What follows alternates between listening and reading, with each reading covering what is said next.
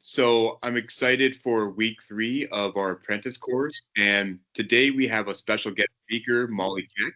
Some of you may know her a little bit, but she'll give a brief introduction. I figured we need a guest speaker because you guys are probably sick of hearing my voice over the past couple weeks for multiple hours. I figured I'd get a different person and so she'll talk about just getting started beekeeping. And so I know some of you have already had bees, and some of this stuff may be some information you guys are well aware about already. But we'll kind of go over getting started beekeeping, what to do once you receive your nook or your package, and really everything involved with bee equipment and bees and everything. But uh, one thing that I want to talk about since Molly's on here is we want to do kind of this kind of hive monitoring sort of study across this summer. And so we're kind of throwing around names. We thought about calling it the Mitathon or something along those lines. But one of the reasons for having this course so early on was because we wanted to provide you guys all the information you needed before you actually start getting your bees or before your bees started growing. And so next week I'll talk about colony inspections in more depth, but we're gonna be printing out personalized hive takes for each beekeeper. And so we'll have like a ID for you, we'll have a colony number for you. And so we can pretty much print everything on it. And so we'll probably send out a survey to all the beekeepers, just how many colonies you want and how many tags you want. Now, if you guys want to personalize your tags, you sure can. If you want to print your face on it, or if you want to print something else on the tag, we can do that. Don't get too weird. But we can print pretty much everything on these tags. So I printed my face on a few tags before, beekeepers' faces. So we can do a lot of different things. But we'll probably send out a survey here just to see if you guys are interested in the tags and whether you want any of these tags. So I'll talk about more of what these tags look like next week and maybe have some examples of what they look like. But really, our goal is to provide each beekeeper these tags, and then you guys will do sort of a colony inspection, an optional colony inspection, and then send us information, and then we'll send you guys a report each month and have some personalized reports and data based on what your colonies look like. So you can see what your colonies look like and how they compare to other beekeepers that are nearby or other beekeepers across really across the state.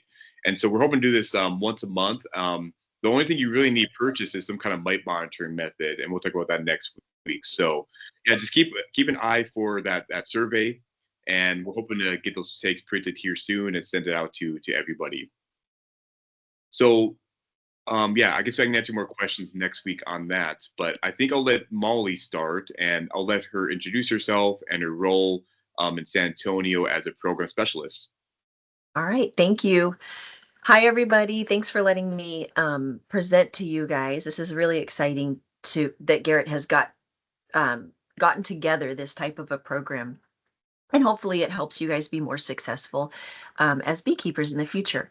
So my name is Molly Keck. I am an entomologist with the Texas A&M AgriLife Extension Service, and I primarily do like landscape, urban, structural, integrated pest management type programming for gardeners, pest management professionals, anybody who wants to know about insects.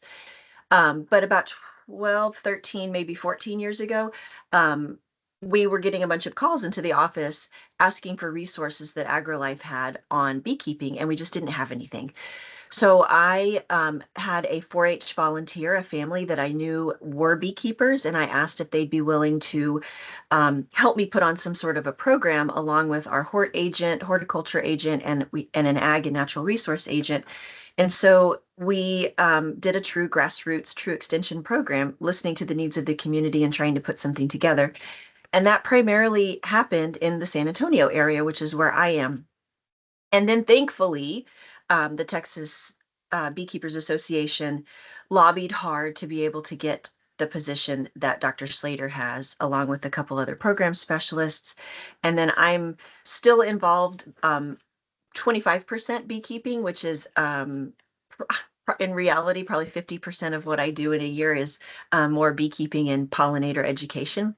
But so I've been beekeeping for, like, I gotta count back, but 12, 13, maybe this is 14 years. I'm not really sure, but I still definitely consider myself just to be a very um, uh, knowledgeable beginner beekeeper, right? So I don't really know much about queen production and that type of thing, but I darn well know how to tell you what type of suits to get and the options that you have for tools and kind of those types of things. So that's really what we're going to be covering today, kind of the basics of what to purchase and um, what are some of the necessary things, what are some of the options that are out there.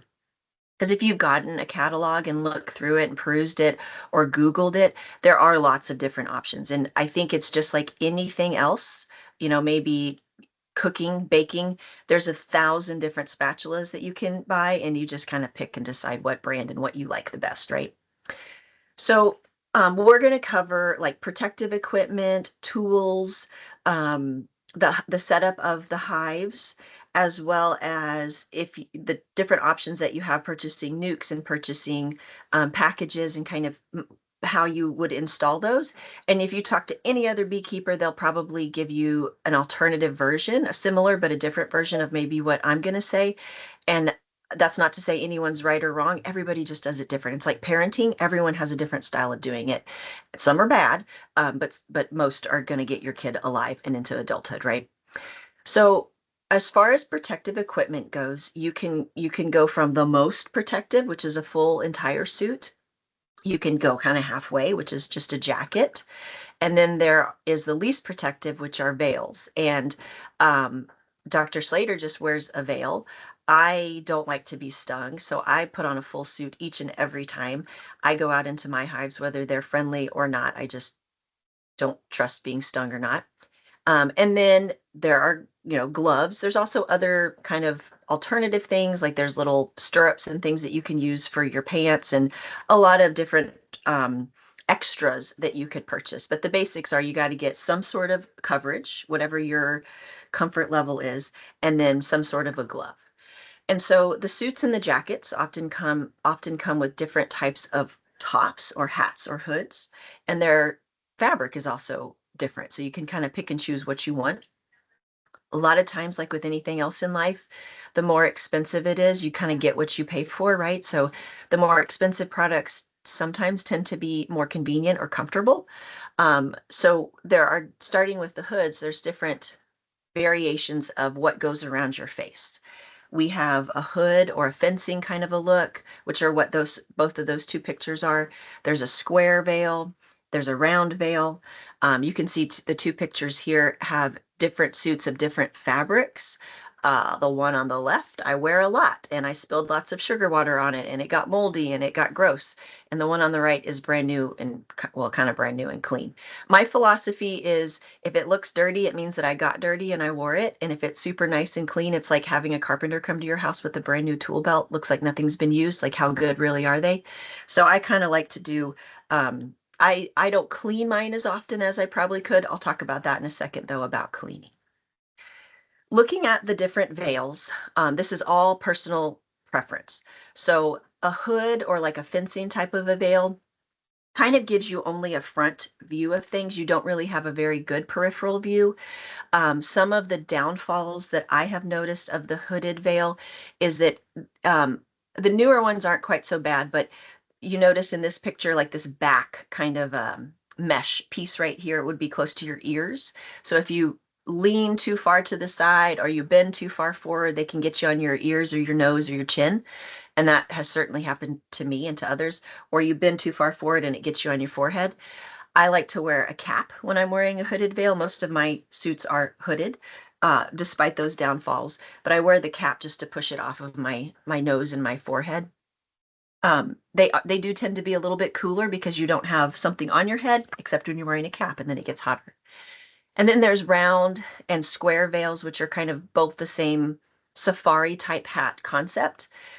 Square, of course, is more square shaped, and then the round is all the way around.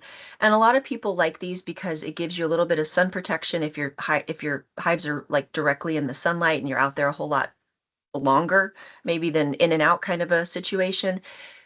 But more than that, it really pushes the veil away from your face. So your ears are totally protected. It's really hard for you to be able to bend over and have that veil touch you. In my opinion, it almost gives you a little bit better protection. Sometimes these square veils have venting, even the round ones, I guess, but when they have like a harder type of a safari hat, they'll have a little venting at the top. And sometimes that venting is a little bit too big for some tiny bees and they can squeeze their way through sometimes.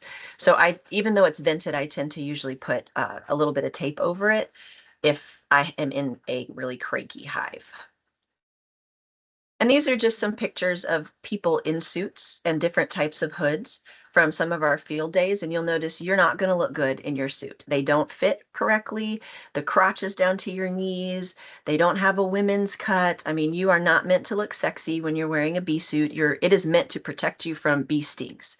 So don't buy one thinking you're going to look real pretty. It's function over fashion, and if there's enough people that want fashion in bee suits, then maybe that's the $1 million idea. But most people, I think, just want it to fit and to work well. And you'll also notice in these pictures, the suits are fairly baggy. So you don't want something that's going to be super duper tight. If you're a medium, don't buy a small, and if you grow, get a bigger one because the tighter it is, it may not totally be thicker than the stings. And so you might feel some stings through that, especially in your rear end if you're bending over, or your back, or your belly if your belly is growing. So make sure the suit is big. When we have, it always cracks me up because when people come into our field days, women will say, "Oh, I'm an extra small," or "I'm a small," and I'm like, "I'll give you a medium." You want it to be loose and baggy. You don't want it to be super tight because you're not trying to look good. You're trying to be protected. The suits and the jackets also have different types of material that you can choose from. Most are like a canvas or like a cotton type of a fabric, or I don't want to say it's newer because it's really not newer anymore, but there's also vented fabrics. So we live in Texas, and even though the temperatures may be comfortable right now, they are not comfortable the majority of the year. You are sweaty and you are hot whether you're naked under that or you're fully clothed, you're going to be hot and sweaty in these suits within 5 minutes. The vented material, I don't know if I have a video. Yeah, here I do. The vented material is like two pieces of mesh-ish fabric, and in between is this. The best way I can describe it, it's like that stuff that you put down underneath your rug to keep your rug from slipping. So it's actually a thicker fabric, even though you can see through it and it allows for air circulation. The canvas or the cotton or whatever, those are solid. It's like wearing really like so it's wearing a jacket or a really thick denim suit from head to toe. So in Texas, I would say that, it used to be that those vented suits were quite a bit more expensive. Now they're not that much more expensive compared to the canvas suits. I think that it's well worth the extra $20-50 to buy the vented suits so that you don't have heat stroke when you're out in your hives. And they used to be like a brand new fancy thing. Almost every supplier has them now. If you're wondering why it looks like there's a person in there, I just used to, my elastic was shot. And so I would just tape it to my boots, and it was like a big onesie that I would slip on every time. A jacket is just basically a hoodie. I mean, it's a jacket, and so it provides a little bit less protection. But if you're wearing loose-ish or thicker pants, then it can provide the same amount of protection as a suit and maybe be a little bit cooler. And the jackets tend to come, most of them, it seems like that I've seen come with the hooded or the fencing veil, but I believe you can also find them with different types of hoods. With the suits and the jackets, you can see that the veil is attached by a zipper to the top, so it's not tied on or anything like that. And then newer suits are going to obviously have better Velcro that works really well. Um, the suits tend to last quite a while, but things that will get messed up are the Velcro will kind of get shot. Those are things you can replace if you know how to sew, or you just throw it away and you get a brand new one. Sometimes some suppliers will sell the pants separately, so it's like in two pieces. And that's good if you're really, really short or petite, because then you're not in this big heavy thing that's drooping by your feet. You can, kind of adjust it, pull up the pants up higher, pull the jacket down lower.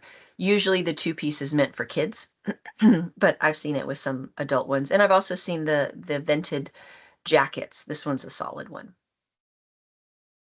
The veil, I don't even know how to put a veil on. This is my attempt making a video of trying to put on a veil. It really only covers and protects your face. So if you are allergic, you don't like being stung, you're worried, the veil is probably not your best option. And just the veils come in, usually they're not in the fencing hood. They come with a safari hat. That one's a square one, or it might have the round veil across it. And, obviously I'm struggling there because I wear the full suit every time. I think that my suggestion would be, if you are uncomfortable, start with the most protection first, and then you can start purchasing other things and you can kind of go back, as opposed to starting out with less, getting stung, having a bad experience, and then just being mad about the whole thing. Um, and you'll find when you get your first hive, your nuke or your package, they tend to be very calm in the beginning because they're very young, they're very small. There's not a lot of bees to get really mad. So you'll think, oh, I could have worn just a veil. But as they grow, weather does things, you knock around the hive, you might get them cranky, and you might find that maybe that full suit or more protection with the jacket would have been better for that day. So there's also bee gloves, and you might look at some of these gloves and think, well, it just looks like carpenter gloves, or it looks like a different type of a glove. Beekeeping is the oldest hobby in the world. I mean, there are hieroglyphics on, cavemen's caves. Not really, but they're hieroglyphics showing people doing beekeeping from eons ago. It's the oldest hobby in the world. The equipment that is meant for beekeeping is meant for beekeeping for a reason. So you're more than welcome to try to use other things, but you're going to find it's just not, it is, the stuff that's meant for beekeeping is meant to make it work better and be more comfortable for you. So we have different sleeve fabrics, different glove types, um, different heights or lengths of the gloves. The gloves are meant to go outside of the suit. So you put your suit on and gloves go over the top, not underneath. Protecting your hands. You are not going to have great dexterity with more protection. With less protection comes more dexterity. So you kind of pick and choose. Most people will have multiple gloves for different jobs or different reasons, different, maybe even different um, hives that you might go into. Your gloves are not going to last quite as long as your suits are going to last. So you're going to have a few of them. So they can come in like a rubber or a nitrile fabric, if you call that a fabric, I guess. A leather, like a cow skin leather. There's also goat skin. Goat skin is thinner. You have more dexterity, but when you kind of bend your hands, they'll get you on your knuckles sometimes. It's not a full sting, but it's enough to feel, to me, it feels like a cactus sting, like it just bugs me for a long time, like I got into a prickly pear. The cow skin like that, obviously I don't have great dexterity. It's fat on my fingers. I can't do very much, but I know that I'm much more protected. And then the rubber or the nitrile is the tightest on your hands, and so probably the less protection and the hottest for sure. This one right here is a goat skin. It's still pretty big on my hands, but you notice the fabric that's going up my arm is really, really, really thin. So if my suit were to kind of ride up, and I'm sweaty, that's like paper. I mean, it's nothing. So they're going to be able to get you there.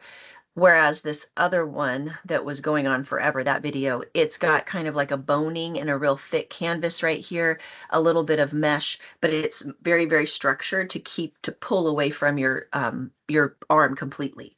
So just again, trial and error, buy a few things, decide what you like the best.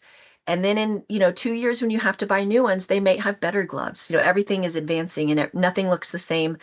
If you bought something 10 years ago, if you buy the exact same product today, it's not going to look the same.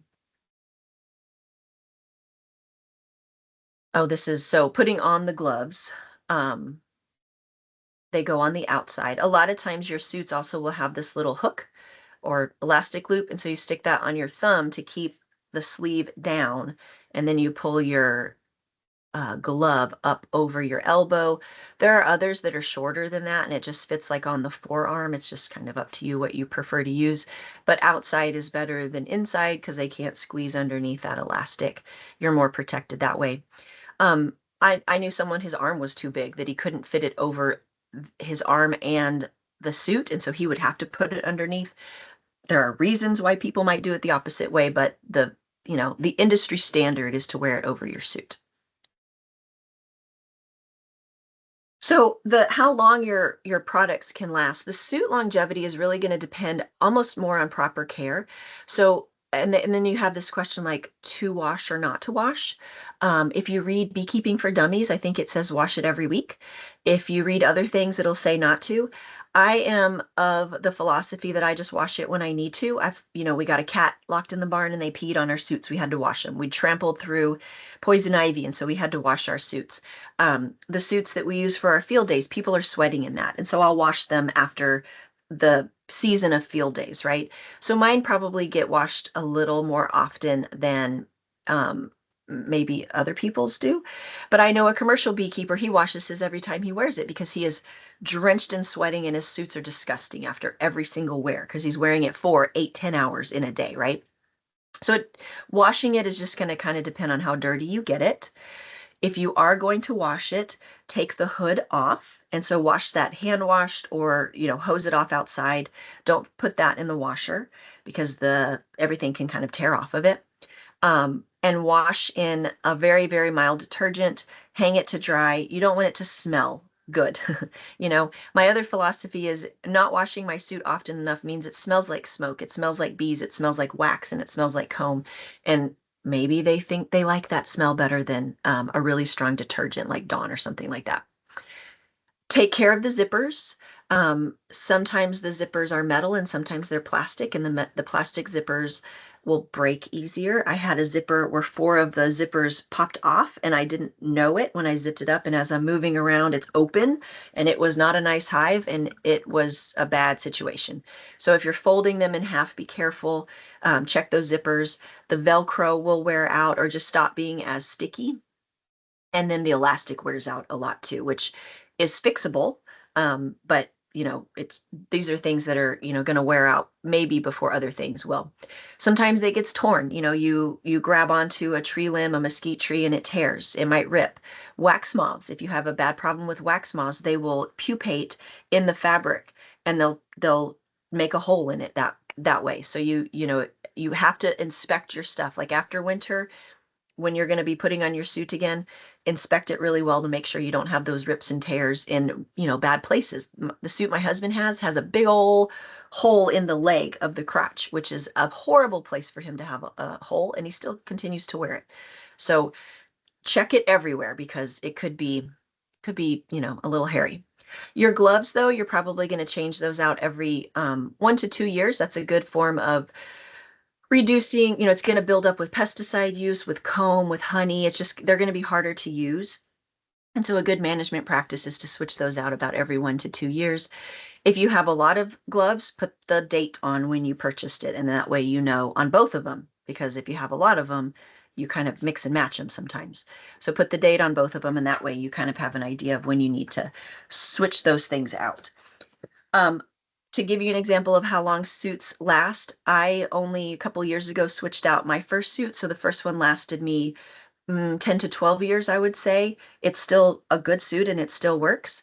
And the only reason why I really switched it out was because the elastic was so shot that I had to tape it around my boots every single time, or it just kind of it was like wide leg pants. And so the bees could get underneath that. So, 10 years is a pretty good time to have a piece of equipment that you use and sweat in for, as much as you do. Okay. I don't know if y'all can do chats, and I can't see it if you do actually. I was going to say, if y'all have any questions about that, to throw it in the chat, or you could unmute yourself if you wanted to as well. And if not, I'm going to move on to the tools that you would use for beekeeping. So just like any other hobby, there's lots of fun stuff that you can buy. But if we just look at the basic equipment to get you through the three, I would say the three big things that you would want to purchase. Number one, first and foremost, is some sort of beekeeping hive tool, some sort of a tool. You can't do beekeeping without a hive tool at all. If you go out to your bees and you've forgotten something like this, you're not opening those hives. Nothing is going to happen. You have to turn back around and go back to your barn or wherever it is that you keep your equipment. Yes, we call these hive tools. A carpenter might call it something different. Whatever. There's different forms and variations of the beekeeper's hive tool, which is, if you're going to buy anything, that's what you have to buy. Second, I would say, is your smoker. And then optional and are is a bee brush. It's good to just kind of have it on hand, and it's not super expensive. And so just having it in your toolbox is um, a nice thing to have. And it's funny because you'll talk to different beekeepers. I use my hive tool, two hive tools every time I'm out there. So does everyone else, I'm sure. I don't use my smoker super often. And the bee brush was that was my kids' job. So they felt like they had something to do. It's not used unless I'm having a specific job that I need it for. Whereas I have another friend that's a beekeeper and she says she uses her bee brush more than she uses her smoker. So it just, everybody is different. We use different tools for different jobs and you pick and choose what you like the best. But the hive tool you got to buy. So the one on the left is called a standard hive tool. And then the one on the right is a J hook hive tool. It has that little hook on, both of them are hooked, but this one has a little J hook. And then there's other modifications of these, different sizes, different lengths, different whatever. If you ever get the opportunity to meet Bill Baxter, who is with the Texas Apiary Inspection Service, he's been beekeeping longer than anybody probably. He always tells funny stories and he'll say, you always know the beekeepers at church because when they sit down, their thing hits the pew because you never go without your hive tool. It's like having your wallet or your keys or something like that. You have to have a hive tool. The hive tools are used to crack and break the propolis. So when I get into a hive, actually I'm going to go to this and then I'll come back to it. So if you look carefully, you kind of see that, I don't know, brownish kind of gooey stuff. That's propolis. Propolis is bee resin and wax, but it's the sticky glue. It's like the caulk in the bee world. It caulks and seals things up. And that stuff is sticky and it seals. It's like concrete. So you would use the flat end of your hive tool to crack the top box from the next box, or in that case, it's a queen excluder, so that you can take the boxes off or you can take your lids off. Without it, you can do it, but you're going to tick those bees off. You're going to be doing a lot of jostling and shaking. So you would use that initially. And then once you get into your hive, I take the standard hive tool and I'm getting in the middle, which is, not what would probably be recommended, but for whatever reason I have to. I'm using that hive tool to break this frame from its adjoining frames. And I'm using this kind of a twisting motion. You're not pushing and you're not pulling. You're pushing one end, the right end of that tool. Let me pause it. Let me get back to it. So you're pushing like the left end of this tool against one frame and then the other side of it against the next frame. So it's like a twist or a torque, not a push or pull, or you get like a jerking motion and you can hear the energy of the bees kind of changing. So all you're doing is breaking the propolis so that you've now loosened up that frame. And at that point, once I've loosened that frame, I will take my J hook tool, and this is probably the only time I use it, is to remove that first frame out of the hive. So you kind of twist it up and lift it up, get my fingers underneath it, and now that one usually just sits on the corner of the box and it may not be used again unless something's super duper duper tight.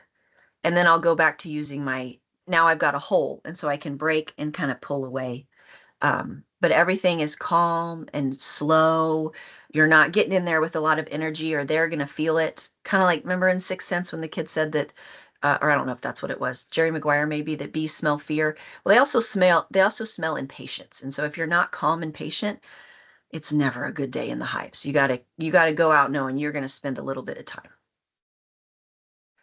And so you can see them trying to they've got a little burr comb there. This is a little bit of a hotter hive, but they're using that hive tool to try to separate those two boxes from one another so that they can lift it off and move it out. And even with the hive tool, it's hard, right? You're just not going to be able to do it unless you have your proper equipment. I don't remember what this one is. Oh, here we go. Demonstrating again the flat part of the standard hive tool or the J hook is going to go in. And you notice on the edges, you're getting things gouged out. That's going to happen over time. Sometimes it turns into an extra entrance or exit. And sometimes it gets so bad, it gets, that box gets thrown away maybe or repaired in some way. But that all that line of sticky stuff is propolis, and that's going to stick to everything is stuck with propolis. It's everything is. And so without a hive tool, you can't clean that stuff off or you can't separate those things. Oh, and then I guess that's the other thing was demonstrating with the hive tool that you can use that to clean things out inside of the boxes. I think that was the purpose of that video. The second most valuable or used thing that a beekeeper would use is a smoker. So insects communicate through their antenna. They smell. They smell with their antenna. They don't talk or smell in the way that we do, but they detect things with their antenna through the use of releasing chemicals called pheromones, which humans have as well, right? Our brain detects them and it tells us something. That's what bees do. So they have different pheromones, alarm pheromones, a bunch of other things. If you smoke them, if you fill the area with smoke, they're not able to smell when their friend is saying, there's an enemy coming into my hive, we need to try to sting them. So the smoker reduces their ability to communicate with one another. And so they tend to be calmer, but it also gets them out of the way. If you smoke a hive, when you open it, it pushes them down. And so now you have room to do work, whatever you're doing on those frames, and they're not in your way. And smokers come in a variety of different forms. They have different, I think these are called bellows, but they have, leather or they have plastic. This one obviously is pretty beat up. Both the leather and the plastic will break and tear. Some of them last longer than others. It's probably just how well you take care of your stuff. If you're leaving it outside, if it gets wet, that kind of thing. The canister that holds the smoking material can be very big, which is going to give you longer time of smoke versus shorter. The top on it can look like, this looks like the Tin Man's hat, or it can be more rounded where it looks like a Chihuahua's head kind of a look. I'm sure there is a science with all of those. I don't know what the science is. I have all of the above and I use them interchangeably, and I don't necessarily have one that's my favorite. I know in talking with Dr. Slater, there's one through, I don't know which company is Daydant maybe, but their smoker has some sort of way that the air continues to flow in it.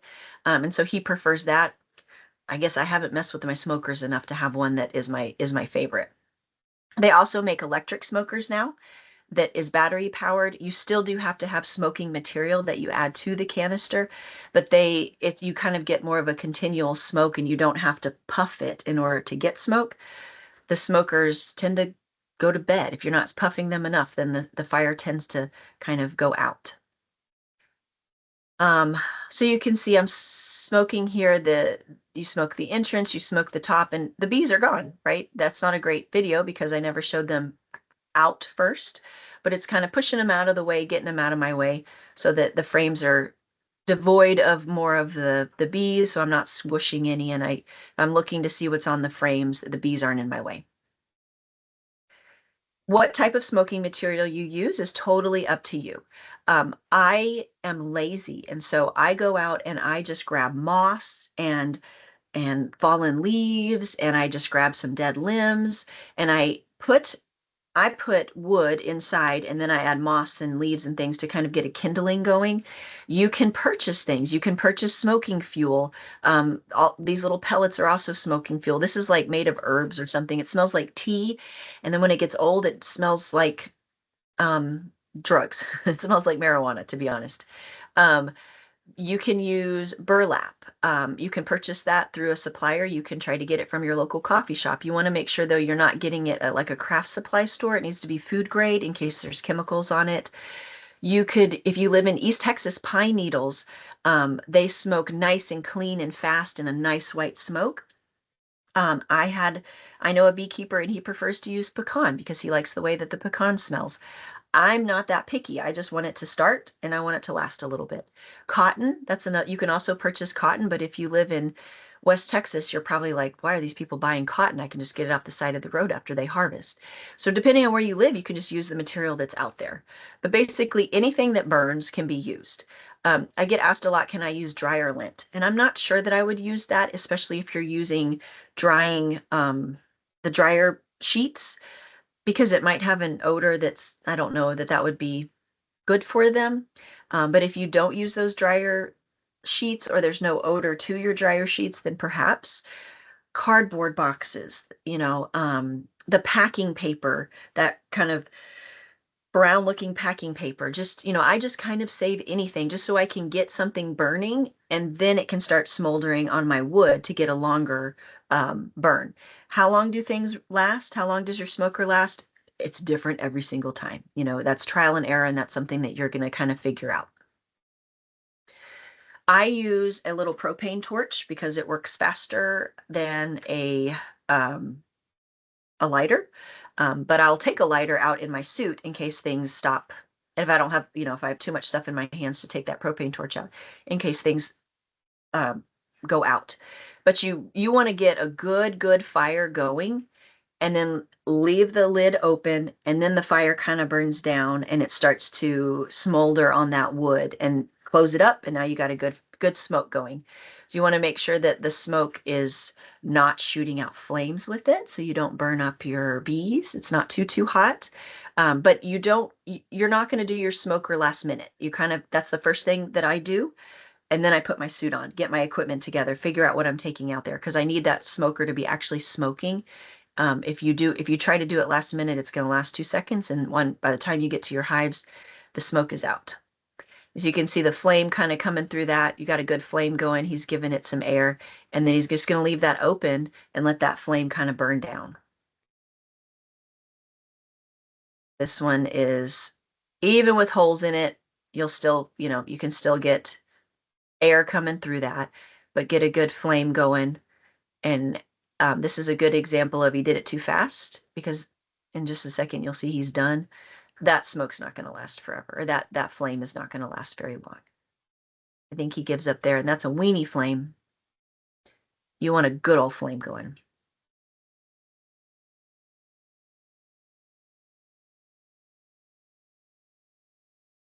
And then your bee brush is meant to move the bees off of the frames.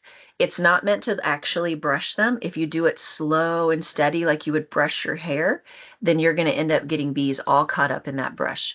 The bee brush, you're using a flicking motion to remove them, so you could see how that was being demonstrated right there. You can use a bee brush. Maybe you're moving frames interchangeably between different hives. You've got one hive that needs more food and one hive that has tons of food. So you're going to move over some honey frames, but you want less bees on it. You use that brush to flick them off. Maybe they're all balled up on the outside, on the edges of your boxes. And so you might use that bee brush to flick them back into the hive so you don't smush a bunch of them. You also might use it if you're going to take frames for honey extraction to get more bees off of them. So the bee brush is a flicking motion meant to just move bees off of things. And then a couple of other kind of good ideas to have that just help make your life a little bit easier, that aren't super expensive, are frame holders. So when you're out there, you're going to take out a frame or two, and where are you going to put them, right? It's much better to lay them on this frame holder or let them dangle from this frame holder than it is to lay them on the ground next to you, or, and you kick it, or accidentally there's a queen on it or something like that. What I would do is only move the outer frames onto that frame holder, and I only put one or two, because by the time I've moved two out of there, I have plenty of room inside that box just to shove frames around, right? Because it'll get too heavy if you do more than three, for sure. Three is pretty heavy. And I tend to try to avoid putting brood frames that have eggs and pupa, in case it's too cool, in case it's too hot, in case something, so that I don't kill off brood by doing that. I'll just put the food frames out there. And I'm sure this will get covered with maintenance and other things, but if you're wondering, how do you put things back? You always want to, unless you have a reason otherwise to rearrange stuff, you want to put stuff back in the order that it came in. That's the way they built their hive, and you're not smarter than them in knowing how to build their hive, probably. So you usually put them back in the same orientation, in the same space. And I kind of correlate it, or think of it as if someone came into your house when you went to the grocery store and they rearranged all the furniture in your house. It would be very stressful. It'd be very weird, right? It's kind of the same thing with them. We don't want to stress our bees out, make them as happy and healthy as possible. And then another piece of equipment that's real nice are the frame grips. So if you're out there if when you are carrying these frames, they kind of have these little knobs that stick out to the side, right? And that's kind of where you put your fingers, or you might grab onto it. A lot of times things are heavy, and if you try to grab from the middle, you're going to break comb. You're maybe going to kill some babies. You're going to mess stuff up, get honey and wax all over your gloves.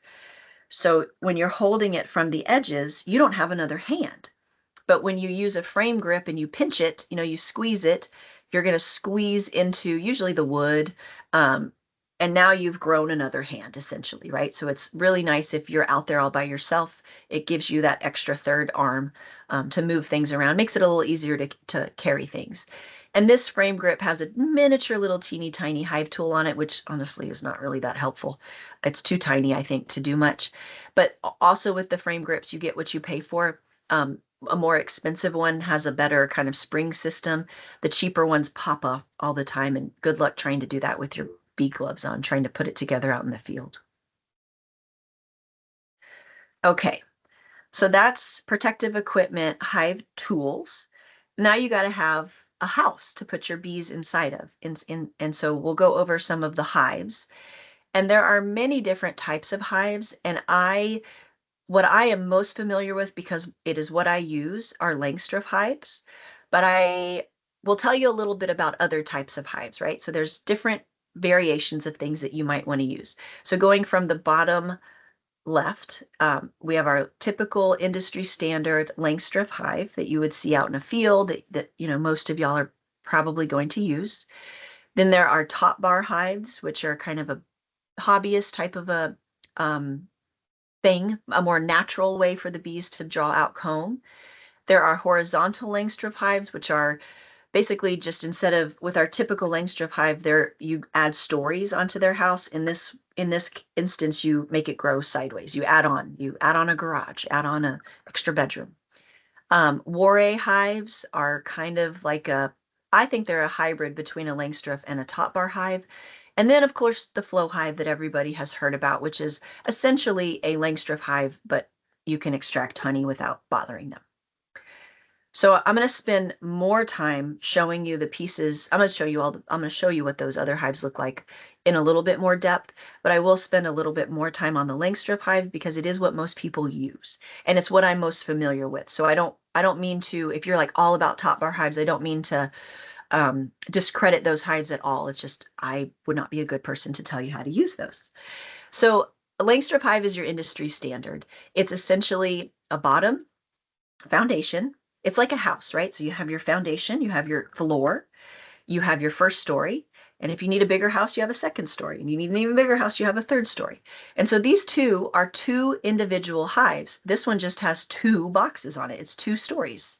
It's a middle income house, right? Whereas this one's maybe a bit more of a mansion, and they've got four boxes on top of it. They needed more space.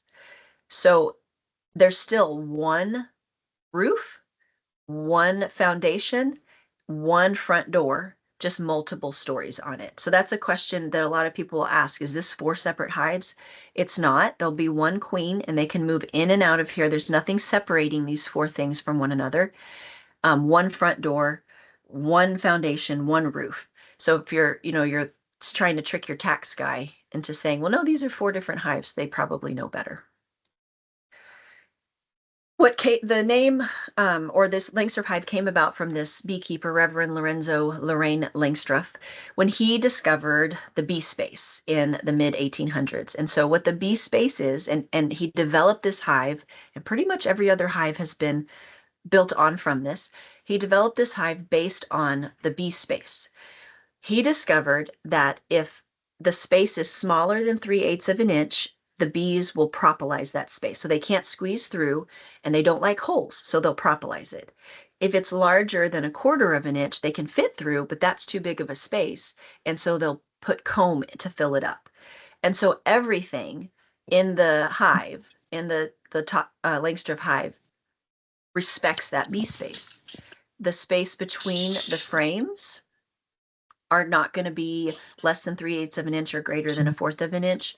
The space between the dangling frames touching the top of these, the top box touching the bottom box, are not going to disrespect that space, right? So everything is within that bee space.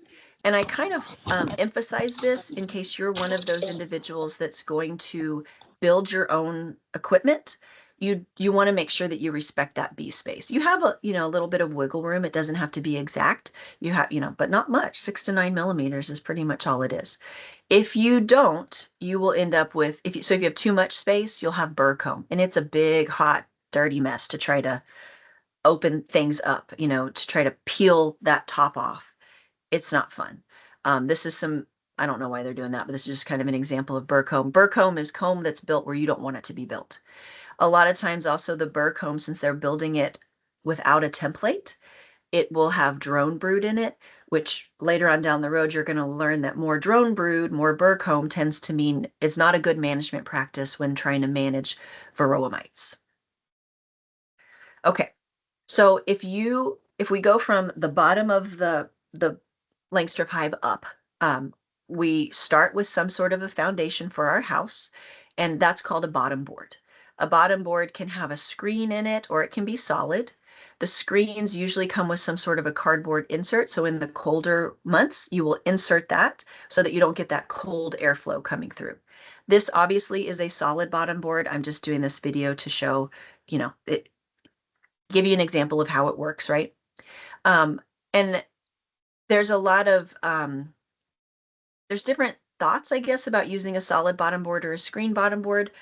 If you're maybe in a cooler part of Texas, a solid bottom board might be a better idea for you, so that you don't have to be, you know, moving in that cardboard all the time. It's going to be maybe cooler a little bit longer than it's warmer. I have both, and I'm not sure that I've noticed that one results in a stronger hive than the other. The idea with some beekeepers will say with this solid bottom board, absolutely use that. Bees in their natural surroundings are going to go into a dark, dark hole, like a tree hole, right? They don't want air and they don't want light coming through. The other philosophy is that with using that screen bottom board, it's a form of a way to get airflow so that you don't get moisture built up inside of there. When it's really hot in the summers, you're cooling them down a tad. And if pests and things fall through those little screens, they have a little bit of relief before they're able to crawl back into the hive. So choose what you want, but those are the two options. Your foundation, your floor of your house is either a solid bottom board or a screen. You want to make sure that you put that foundation off of the ground, raise it in some way. You can use cinder blocks. You can purchase equipment for it. What I would not use in Texas is wood. I wouldn't use any wood base because we have termites. Every single time just for a short period of time, I set my bottom board directly on the ground with the best intentions of getting a base to put it on, within days. Termites find it right away because most of these Langstroth hives are built from pine because pine is cheap. Pine is so yummy for termites. And in the state of Texas, if you look at termites are, the other social insect that I know a lot about. We have done plenty of studies, and even in a 1 acre lot, you can have up to 20 genetically independent, separate colonies of termites. So they're everywhere. Don't put wood on the ground if you want your equipment to last very long. Also, raising it off of the ground makes it easy on your back, but we get rattlesnakes that will hide underneath that stuff. If it's not raised off of the ground, skunks and raccoons, especially skunks, little baby skunks will scratch, and when the bees come out, they eat them. But if it's off of the ground, they can't get to it. So raise it off of the ground because you don't want to be bent over like this all the time. But how far you raise it off the ground is also going to depend on how windy it is in your area. And if you have something that might bump into it, like if it's in a field where your horses or your cows are, or you might have hogs come through or whatever, deer maybe, you don't want it so high that something can bump it and then it's open, but you want it off the ground a bit. On top of your foundation are bee boxes. And bee boxes tend to be white because that's the cheapest paint. It cools it down, I guess, a little bit. You can paint it whatever color you really want to. Dark things tick off bees, though. So, you'll know this if you wear black jeans or really dark jeans out to your hive or wear black gloves. They'll sting that stuff. So don't paint it navy or dark green or black. Paint it white. Um, and inside of these boxes, the frames will hang vertically. They'll hang down. And from those frames, the bees will draw or build comb off of it, which they will put eggs. They'll store food, pollen, um, nectar, or I guess it's not really nectar once it's left the hive, regurgitated nectar, and then the queen will lay eggs, and the larvae and the pupa will be in that comb. There are different sized boxes and different sized frames that correspond with the different sized boxes. And if you look, so this a deep tends to be where the brood will be. It's a deeper, bigger frame, so more space for more babies to be. Most beekeepers will start at the bottom with a deep box, and then everything on top of it, which is called a super because it supersedes the base, maybe another deep, or it might just be mediums on top of that. That is the way that you orient your hive is totally up to you. I am sure there are beekeepers that will tell you you did it wrong, but in reality, you do it however you want to do it, right? So, like in this, I don't know what happened. Probably they had just had to kind of rearrange things for some reason. Their bottom is a medium, and then their deep is on top of that. That's probably not the best orientation because you want your queen to lay deeper, and she tends to go down. But there was probably a reason why that happened. I don't remember that situation. And then we also have shallows. Not many beekeepers use shallows anymore. They're very, very, very shallow, very tiny frames. They're meant mainly for honey production so that they cap it. It's done quicker, and then you can pull it out faster, so you can pull honey from them faster. But most people will just use medium sizes as their honey supers. So super is anything on top of that first box because it supersedes what your base was. The frames, of course, correspond with the size of the box. You would never want to put a medium in a deep because you're going to have all this space where they're going to build burr comb off of. And for sure not put a shallow in a medium or a deep. And they tend to have a foundation on them. So there's a frame that's either wood or plastic. Personal preference is to use wood because the plastic has so many grooves and holes in it. If you're in an area where you have a lot of small hive beetles, it's a playground for them. So many hiding places. So the wood tends to not have that. And you can either have a plastic foundation or a wax foundation. The wax foundation usually has wire that's kind of strung through it so that it doesn't just fold in half. So it has some more stability to it. Plastic foundations, you can clean them off, you can reuse it. If you are using these frames for honey production, then plastic is really what you want to go with because when you're extracting it, that plastic stays rigid, whereas the wax kind of wobbles and you don't get as much honey out of the cells. It tends to be. The other thing that you might come across is you'll see an 8 frame or a 10 frame box. So a 10 frame is kind of the industry standard. You have 10 frames that will fit inside this box. Then we have 8 frames, so you have one less frame that will fit inside there. Although the ones that I have, it's almost like it's 8.5. You can almost cram a 9th frame in there, and the 8 frame tend to have more space in between. But the idea with an 8 frame is that it's not as heavy. So if you're worried about your back, these are probably recommended, and they fill up faster. So then you can add more on top. So to me, it makes it look like my hives look healthier when I have an 8 frame. If you use an 8 frame, everything has to be 8 frame. The foundation has to be an 8 frame, bottom board. Your top has to be an 8 frame. The frames inside, it doesn't matter where you got it from because the frames will go anywhere as long as it's in a medium or a deep. But you have options for 8 versus 10 frame boxes. So this is a bottom board. This one is a medium. And then this is the size of what a super is. This is actually just a feeder top, but to give you an idea of the size difference between a deep, a medium, and a shallow, you can see that shallow, you're just not going to get, it's just a waste, right? It's almost more frame than it is anything else. And then you have to put a roof on top of your house. And so there are different types of covers. There's some cutesy ones that look like little A-frame gabled roofs. But the basic ones are telescoping covers. Telescoping cover has a lip all the way around. If you're in a really windy area, this is probably better because you kind of get a better seal, but you might want to put bricks on top of it or bungee cord it down or something like that. We used to have hives out at the San Antonio Food Bank. Well, Lackland Air Force Base, I think it's Lackland, is right there. And so when those jets would come through, it would cause this vortex in this open field that we had where we would farm, or they would farm, and we would do trials out there, and it would just pick up these telescoping covers and throw them in the air. So we had to put bricks on top, and that's kind of the shadow that you see there. 3 bricks, it that was all it took. That's all we needed. And we stopped going out there and seeing our, like, someone had picked it up and just thrown it like they were mad at our hives. Telescoping covers are come in 2 pieces. So once you lift this telescoping cover up, you have an inner cover. And the inner cover is what gets propolized. If you don't use the inner cover and you just place the telescoping cover on there, there's no way you're going to cram and stick your hive tool under there to kind of pop it off. So it is 2 pieces, more equipment, but you get better, the rain kind of falls off of it better, and the wind, it doesn't really get picked up by the wind as badly. There's, well, okay, here's a video. So there's the inner cover, and then the telescoping cover fits on top of that. There's also migratory or migrating covers.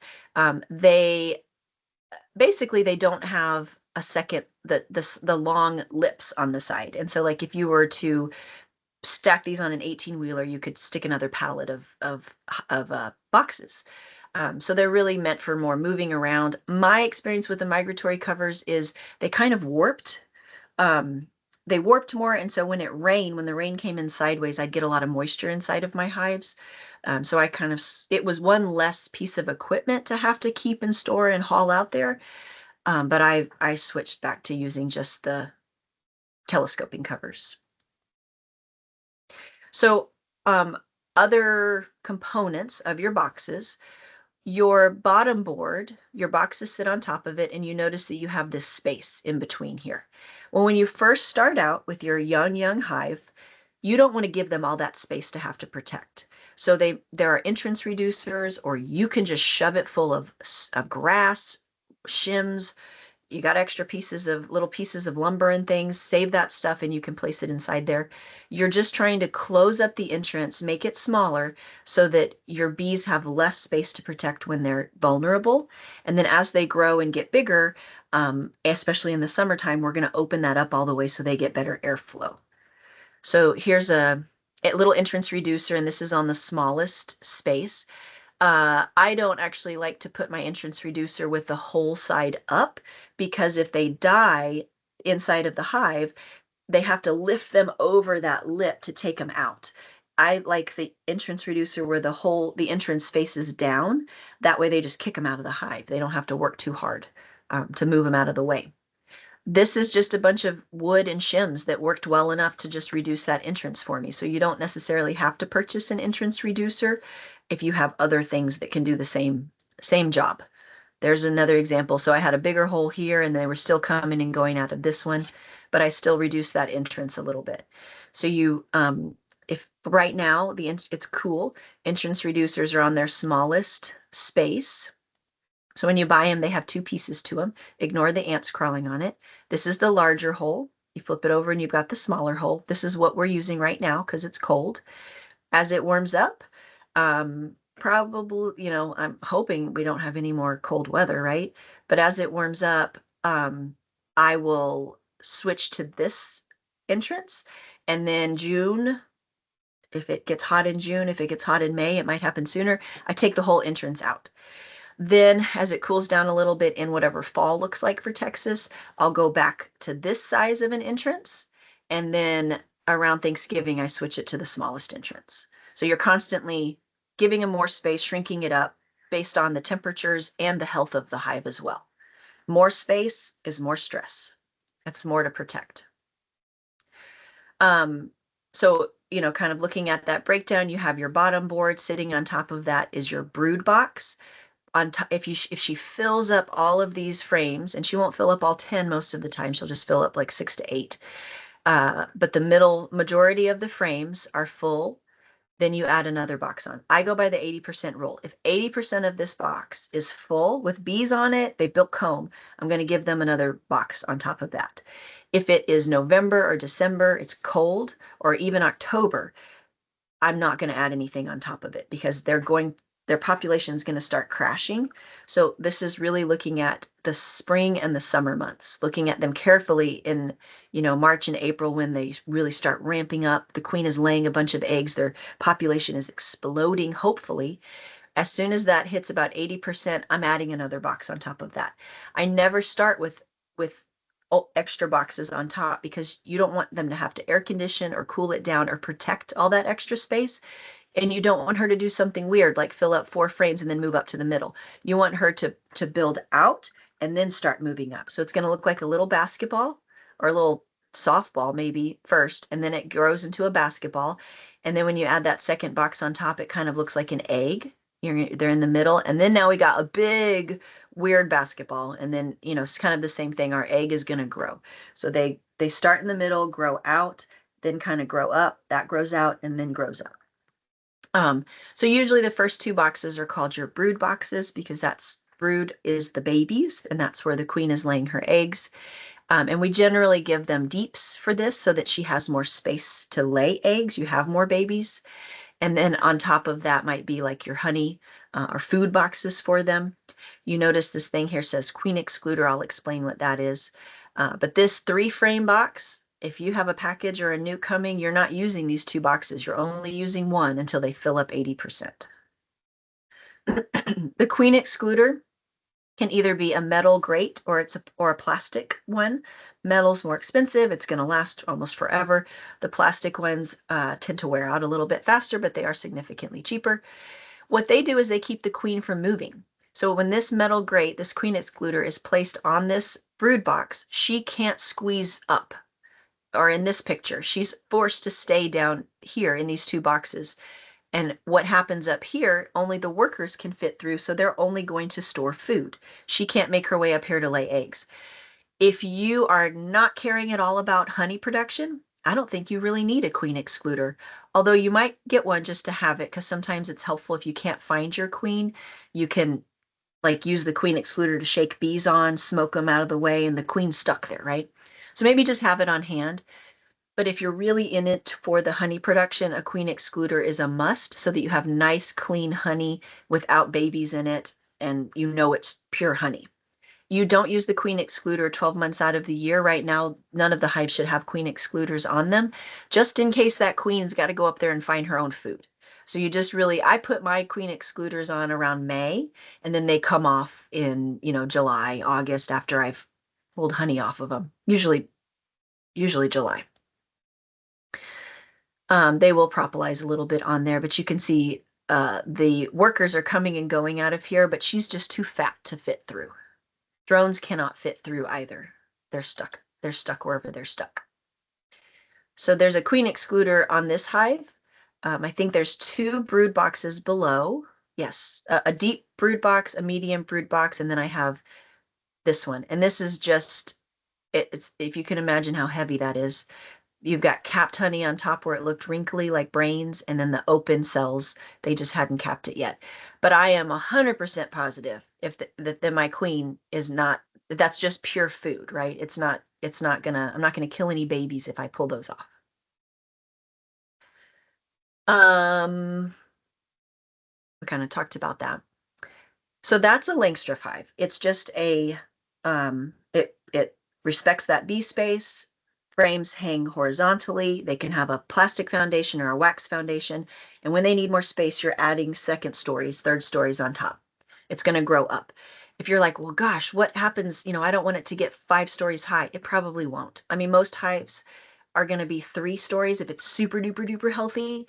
If it's at 4, it's probably not, it's probably they're gonna probably swarm on you. There's just too much happening in there. So usually you're fluctuating between 2 and 3, and I wouldn't worry too much about it growing to be like 6 things high. If it is, you're one of a kind. You're pretty lucky.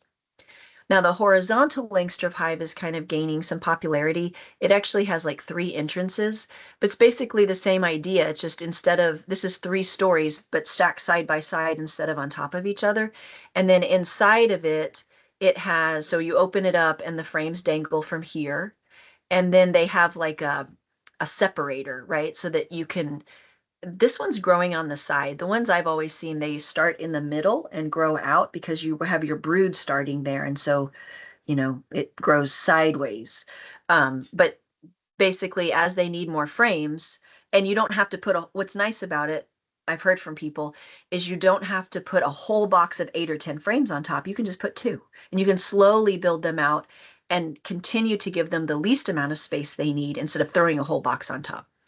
The drawback, I would say, is that with a vertical length strip hive, you can move it around really easily, and you can take boxes off and switch stuff around, re- relocate them if you have to. These are going to be a little harder to relocate because it's going to be a more cumbersome trunk to carry around. Then there's the Warre hive. I've never seen a Warre hive in real life, so if this is your jam, I apologize, bear with me. Hopefully I'm giving it the justice that it deserves. It also is similar to a Langstroth hive with bars on top, utilizing that bee space, and the comb dangles down, right, off of these bars, but there's no frame. It's just a bar, and they naturally draw this comb down in whatever shape and thickness they feel like doing it. When you increase the size of the Warre hive, you add boxes to the bottom instead of on top of it. And then they put between the boxes, they put a cloth, and I'm not clear on what the purpose is of that cloth. They also do like wood shavings. It's supposed to help with moisture reduction. So maybe like in Georgia or places on the coast where it's super humid and wet all the time, that might be helpful. But I don't know. We are humid here in certain places, but we're also darn hot. So I I think Warre Hive probably has a place and a purpose, maybe not so much in our environment. They have a gabled roof on top. That's the other thing about them. And kind of some of the drawbacks are that when you're moving these bars out, you're going to break comb. They're very fragile this way. So moving them around, inspecting them is going to be not so great. And you got to do inspections in Texas. So comb is built from those top bars. As it grows, you add it to the bottom, has the gabled roof. You usually get less honey yield, and because it's going to be very hard to extract honey from this, even with a really good extractor. A top bar hive is kind of like a Warre hive. It's like a mix between a horizontal Langstroth with a Warre hive concept. I don't know which one came first. Probably the Warre hive. But you'd have a top bar that fits in, on top of this hole. It's like a trough, and it's tapered at the um, it's a tapered box, right? And I think the thinking of that is that you see that like in tree holes with bees. I'm not 1,000% sure on that. Same idea where that comb is super duper delicate there, but it's a more natural, like with the Warrior Hive, way for them to build out their colony. So if that's what most people are after when they use these types of hives, really hard to extract honey from them because they're so delicate, and you can't get a nuke. You can't get a nucleus or purchase a full hive because you can't interchange the frames with these top bar hives. The flow hive is similar to the Langstroth hive. It is basically a Langstroth hive, but the concept is that they have these little spouts. And so when you can crank it, and it cracks the comb so that it will drip out the honey. And so kind of the idea with it is that people used it, or people use it so they don't disturb their bees as much. And I'm going to tell you, my philosophy with that is that you have to open up your hives, and you have to be checking them, and you have to look for them. So you want to go inside of them. And they're very expensive. And I don't know anyone that has had a flow hive where their colonies have lasted very long. So I don't know. If you want to try it, it's kind of a niche, boutique kind of a market. But if you're in it for honey production, try it out and see what happens. Who knows? Okay, it's 10 o'clock. We've been going. We can get through this, and then I think it's probably a good time about midpoint to take a break because this is still equipment type stuff, unless y'all are dying. Um, so when y'all get into the maintenance part of this series, you're going to learn a lot more about kind of what to feed bees. And you're probably going to get a recap of what types of feeders there are, but feeders are a type of equipment. So I just wanted to touch up on that a little bit. And if you hear it 3 times, you'll remember it, right? So you can kind of categorize feeders in one of two ways. There's external and internal feeders. Are they feeding outside the hive or inside the hive? And then what are you feeding, liquid or solid food? And so if it's liquid or solid, you need different feeders or things for it. What I'm mainly going to show you is liquid food, sugar syrup, um, but I'll also show you kind of some apparatuses you might have to purchase for solid food. So external feeders, one type of an external feeder is this Boardman or the entrance feeder.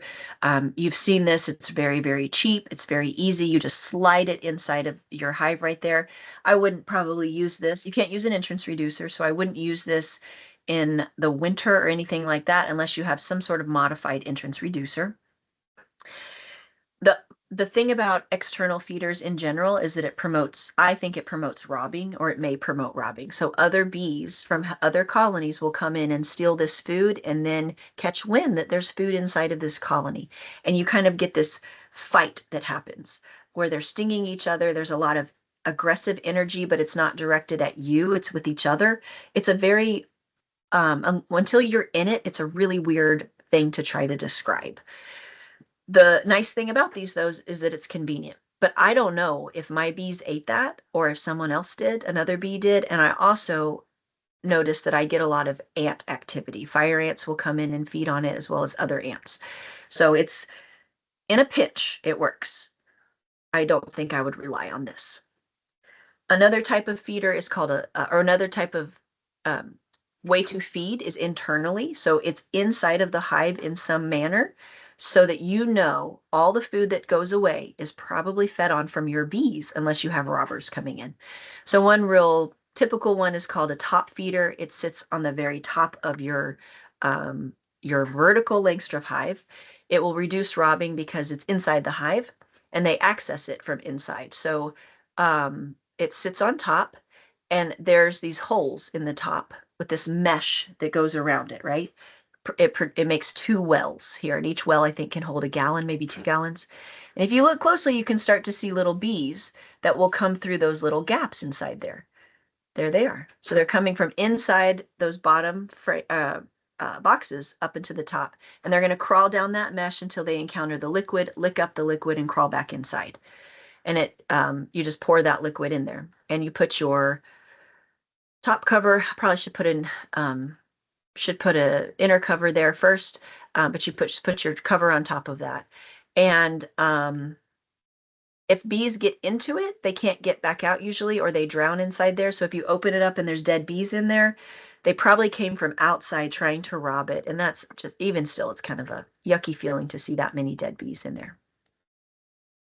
Then there's also frame feeders. Frame feeders are accessed from inside the hive as well. You remove 1 or 2 frames, depending on how big your frame feeder is, and it goes in the place of one of those 2 frames.